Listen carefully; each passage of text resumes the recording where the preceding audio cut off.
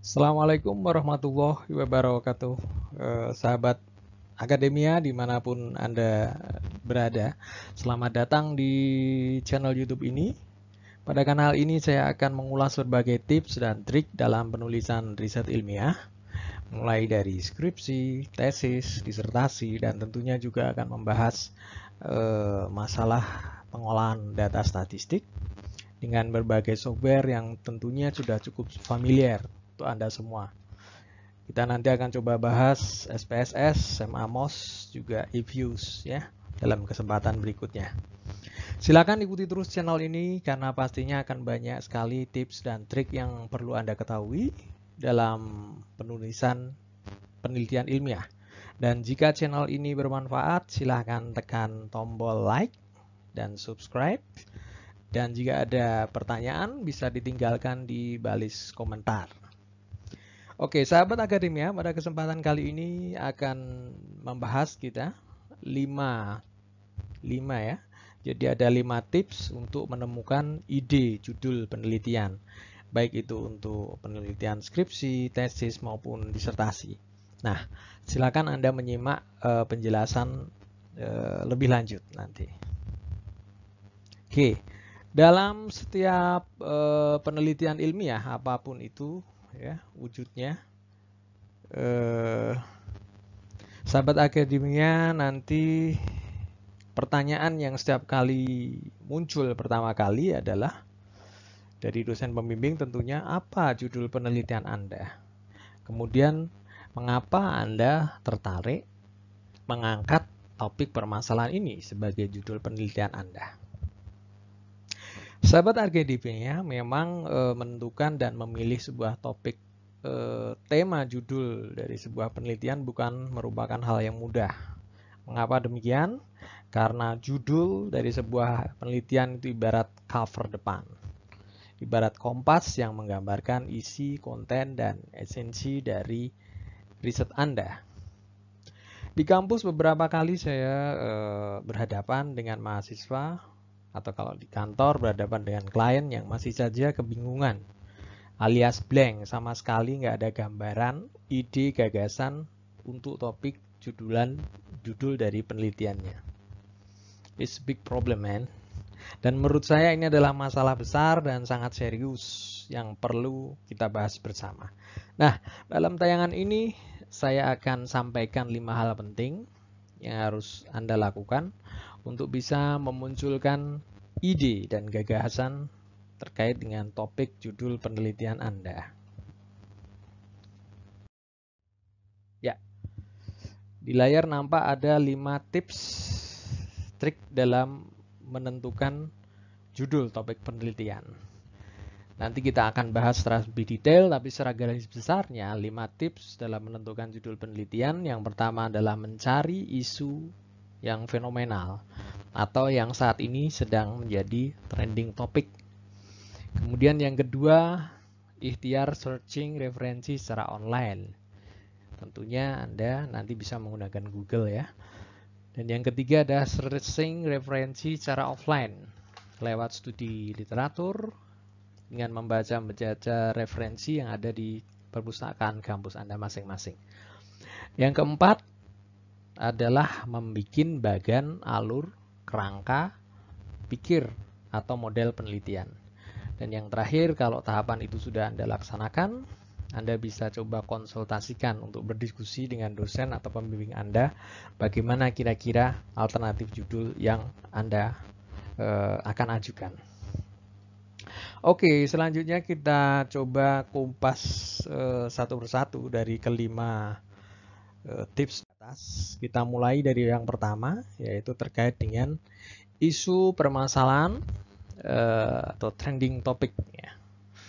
Isu permasalahan dalam penelitian, Anda bisa melihat ya fenomena yang terjadi di sekitar Anda. Misalnya untuk kondisi saat ini, di mana sejak akhir Desember sampai dengan sekarang ya, awal April, itu dunia sedang mengalami pandemi COVID-19 Corona. Itu sebetulnya bisa menjadi ide yang menarik, gagasan yang menarik untuk Anda coba angkat permasalahan itu sebagai topik atau judul Anda.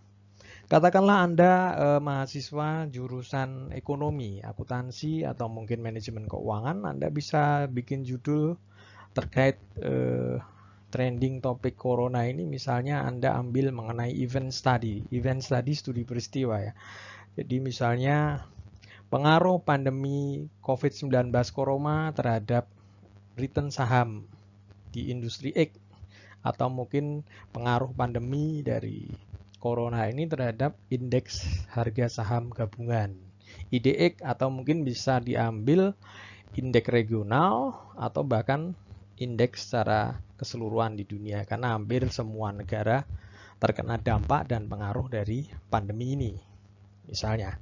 Jadi Anda bisa mengambil topik misalnya dari isu yang sedang trending di sini terkait COVID-19. Ya. Isu lain misalnya dengan maraknya jasa ojek online ya, ojek online, online shop misalnya. Juga Anda bisa cari gagasan ide terkait dengan ini, tren mahasiswa dalam berbelanja melalui online shop. Yang semula suka nge-mall sekarang lebih banyak memilih memberi secara online. Juga untuk moda transportasi, ini tidak hanya sebagai moda transportasi saja, tapi juga bisa untuk pengiriman barang, delivery, pemesanan makanan, misalnya dari GoFood, GrabFood, dan sebagainya. Nah, di sini ada permasalahan ya, ada sesuatu yang sedang menjadi trending dan berlaku secara umum di masyarakat. Ini bisa Anda jadikan sebagai salah satu rujukan untuk membuat judul penelitian Anda. Untuk mahasiswa kedokteran misalnya dari kasus pandemi COVID-19 corona ini, atau mahasiswa kesehatan masyarakat misalnya, bisa juga bikin judul kaitannya dengan efektivitas penggunaan masker dan APD terhadap meminimalisir terjadinya penularan virus COVID-19 corona, misalnya itu untuk mahasiswa kedokteran. Dan banyak hal-hal lain yang dapat Anda angkat dari isu permasalahan yang terjadi di sekitar Anda yang sedang menjadi trending topic, dan itu bisa Anda tuangkan dalam judul Anda.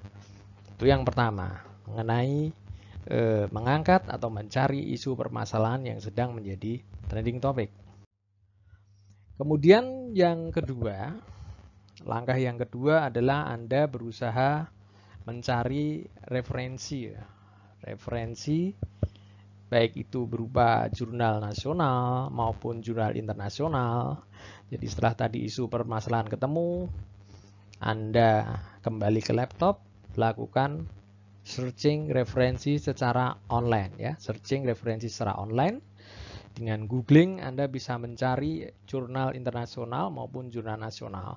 Kebanyakan dari mahasiswa S1 masih menggunakan jurnal nasional, dan jurnal nasional yang bisa Anda gunakan sebagai rujukan, bahan rujukan, sebaiknya menggunakan jurnal-jurnal yang sudah terakreditasi SSN.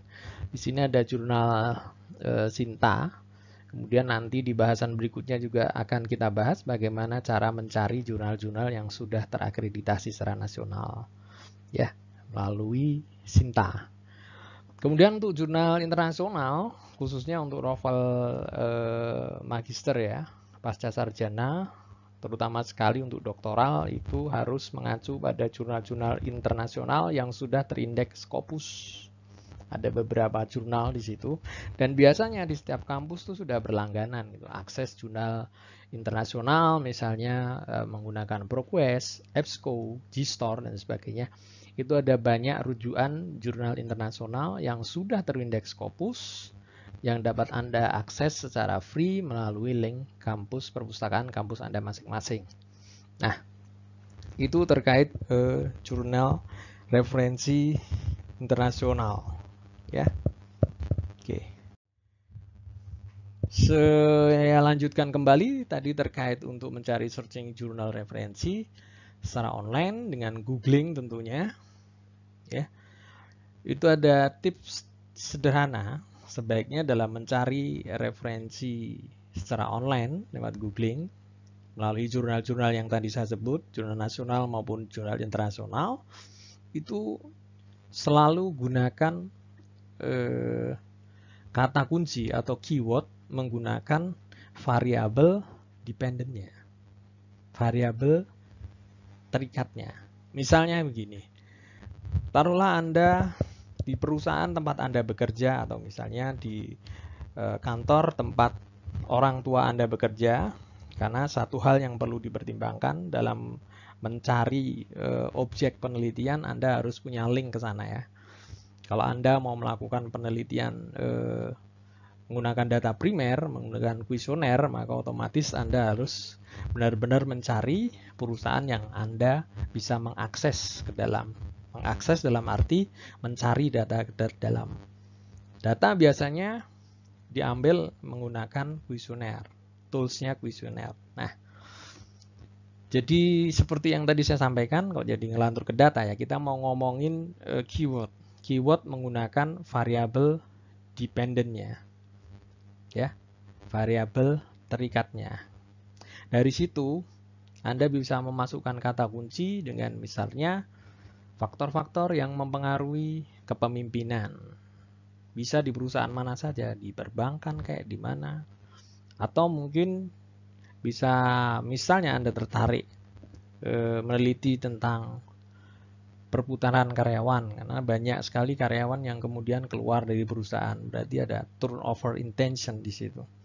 Anda bisa dengan menggunakan kata kunci faktor-faktor yang mempengaruhi perputaran karyawan, ya.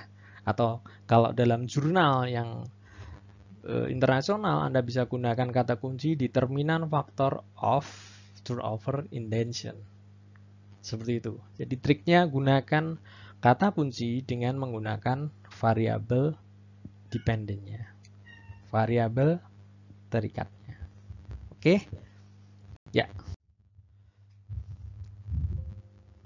Setelah Anda melakukan studi online ya, jadi Anda mencari referensi secara online dengan googling, mencari dari jurnal nasional maupun jurnal internasional. Satu hal yang perlu saya sampaikan bahwa kebijakan beberapa kampus itu mewajibkan mahasiswanya untuk melakukan publikasi artikel, baik itu hasil penelitian yang dia tulis ataupun penelitian terkait tugas akhirnya sendiri. Misalnya Anda nulis tesis, kemudian tesis itu harus dipublikasikan lewat jurnal yang sudah terakreditasi tadi. Nah, ada ketentuan seperti itu. Jadi pada saat Anda searching secara online mencari jurnal-jurnal referensi ilmiah tadi, sekaligus Anda bisa belajar melihat style, gaya penulisan, kemudian template-nya seperti apa, dan pada saat Anda selesai mengerjakan tesis ataupun disertasi Anda bisa membuatnya menjadi sebuah artikel untuk disubmit ke publikasi jurnal nasional maupun jurnal internasional. Karena salah satu persyaratan untuk bisa maju sidang dalam sidang tesis maupun sidang disertasi itu salah satunya adalah hasil penelitiannya sudah dipublikasikan dalam jurnal nasional maupun jurnal internasional. Ya, step berikutnya setelah studi secara online lewat googling tentunya, Anda bisa juga yang ketiga melakukan studi literatur. Studi literatur ini lebih pada studi secara offline, artinya di setiap kampus tentunya ada perpustakaan masing-masing kampus. Jadi cobalah Anda datang ke perpustakaan, kemudian Anda cari referensi terkait dengan ide judul yang tadi sudah Anda peroleh di step 1 dan step 2 tadi. Nah, dari situ Anda lihat, Anda pelajari skripsi, tesis, atau disertasi terdahulu yang related, yang berhubungan dengan judul penelitian Anda. Anda coba cari di situ. Nah, karena ini terkait dengan pada saat Anda menyusun nanti, baik itu skripsi, tesis, disertasi, ada yang namanya tinjauan teori, kemudian hasil riset terdahulu. Kalau saya biasanya mengacu tinjauan teori literatur, itu lihat dari textbook yang ada di perpustakaan, ada banyak textbook dari berbagai macam pengarang. Tentunya mencari referensi yang terbaru dari buku-buku terbaru. Samping itu juga disupport dengan hasil penelitian terdahulu dari peneliti-peneliti sebelumnya yang bisa Anda lihat dari artikel jurnal yang dipublish di jurnal ilmiah yang tadi sudah saya sampaikan, baik jurnal nasional maupun jurnal internasional. Tergantung dari kebijakan kampus, apakah masih memperbolehkan menggunakan jurnal nasional atau harus pure seluruhnya menggunakan jurnal internasional. Ya. Nah, di studi literatur ini sifatnya melengkapi dan lebih memantapkan Anda dalam memperoleh framework ya, kerangka arah penelitian Anda. Tadi Anda sudah ada ide gagasan judul, kemudian Anda sudah mencari referensi secara online, ini saatnya Anda mencari referensi secara offline lewat studi literatur, membaca textbook, dan juga membaca hasil riset pendahulu Anda. Skripsi, tesis, disertasi dari kakak-kakak kelas Anda baca kembali, Anda buka-buka kembali, sehingga Anda menjadi paham, menjadi aware apa sih isinya. Bab 1 apa, bab 2 apa, bab 3 apa, cara pembahasannya apa. Dan satu hal yang perlu diingat di sini, coba Anda cari hasil riset yang pembimbingnya sama gitu loh. Yang dari kakak kelas Anda yang pembimbingnya sama, supaya Anda bisa tahu gitu style, gaya penulisan, kemudian juga gaya bahasa dan sebagainya, karena masing-masing dosen biasanya punya style meskipun sudah ada buku panduan penulisan tesis, skripsi, disertasi, tapi masing-masing dosen punya stylenya sendiri. Jadi Anda coba cari di situ yang sesuai dengan dosen pembimbing Anda supaya Anda tidak mengalami kesulitan ke depannya. Ya. Studi literatur sudah, mencari ide gagasan sudah, kemudian mencari referensi secara online sudah, secara offline sudah. Langkah berikutnya yang harus Anda lakukan adalah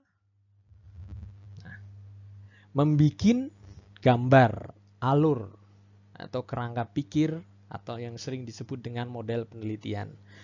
Jadi dari sekian banyak referensi yang sudah Anda peroleh tadi, Anda gambarkan mana variabel X-nya, mana variabel Y-nya, atau mana variabel mediasinya jika memang Anda menggunakan variabel mediasi. Ya.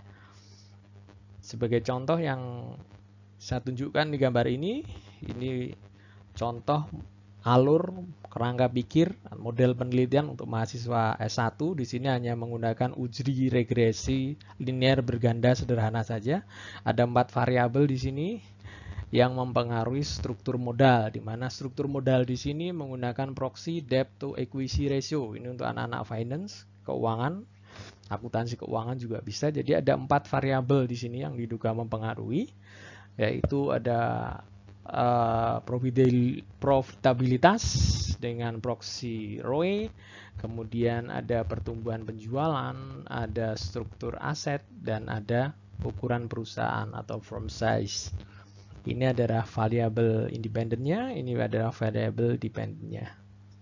Nah, seperti ini. Jadi kalau dari gambar ini, maka pada saat searching tadi di step kedua, Anda cari di Google faktor-faktor yang mempengaruhi struktur modal perusahaan. Nanti akan muncul sendiri ini. Dari hasil penelitian-penelitian sebelumnya ada banyak variabel. Nanti Anda tinggal pilih variabel mana yang kira-kira datanya mudah Anda peroleh. Ya. Kemudian yang sebelah kanan ini adalah contoh model kerangka pikir untuk tesis untuk mahasiswa S2. Ini sudah menggunakan variabel mediasi ini di tengah ya. Jadi judulnya adalah analisis pengaruh komunikasi pemasaran, kepercayaan pelanggan dan kualitas layanan terhadap loyalitas pelanggan dengan dimediasi oleh kepuasan pelanggan. Jadi di sini ada komunikasi pemasaran, ya, marketing communication, ada kepercayaan pelanggan, customer trust, kemudian ada kualitas layanan, service quality, kemudian di sini di Y-nya ada loyalitas pelanggan, customer loyalty. Nah, Cuma dalam model ini dikembangkan lebih lanjut di tengah dengan menambahkan yang namanya variabel mediasi berupa satu variabel Z di sini namanya kepuasan pelanggan variabelnya, customer satisfaction. Nah, ini kalau biasanya di level S1 ini menggunakan SPSS, ujinya uji regresi linear berganda seperti ini. Bisa juga secara parsial satu-satu, bisa juga secara bareng-bareng. Kalau di level S2 bisa saja nanti dikembangkan model ini menggunakan software SAM, AMOS atau menggunakan eViews dengan menambahkan di sini satu variabel mediasi. Jadi ada pengaruh langsung dan pengaruh tidak langsung melalui variabel mediasi ini. Nah, inilah yang disebut sebagai alur kerangka pikir dan model dari penelitian yang akan Anda ajukan kepada dosen. Nah, dengan gambar ini Anda berarti sudah punya framework, sudah punya kerangka pemikiran di otak Anda, bahwa Anda sudah punya judul di sini, kemudian sudah Anda baca referensi, kemudian Anda sudah bisa menuangkan dalam bentuk kerangka model. Nah, langkah selanjutnya setelah Anda sampai pada tahapan ini adalah Anda tinggal mengkonsultasikan ke pembimbing. Satu hal yang perlu Anda ingat pada saat Anda konsultasi ke dosen pembimbing Anda, jangan lupa untuk membawa jurnal-jurnal yang sudah berhasil Anda peroleh di tahap kedua pada saat searching referensi secara online. Tunjukkan mana yang menjadi referensi utama. Atau mungkin untuk level S1 Anda ingin menjadikan replika penelitian, artinya dari jurnal yang sudah pernah ditulis oleh orang lain, kemudian Anda lakukan penelitian dengan judul yang sama, tapi di tempat dan di waktu yang berbeda. Itu namanya replika. Atau Anda ingin mengembangkan model lebih lanjut dengan menambahkan variabel lain, atau menambahkan variabel mediasi di tengahnya juga bisa. Nah, itu tunjukkan jurnal referensinya kepada dosen, tunjukkan kerangka model penelitian atau alur pemikiran yang di step sebelumnya tadi. Dari situ kita bisa berharap mudah-mudahan dosen bisa mempertimbangkan usulan penelitian Anda. Cuma satu trik lagi yang perlu diperhatikan pada saat Anda mengajukan itu, sebaiknya tidak hanya satu judul, bikin 2 atau paling tiga alternatif judul yang Anda ajukan sekaligus, jadi biar supaya tidak buang-buang waktu.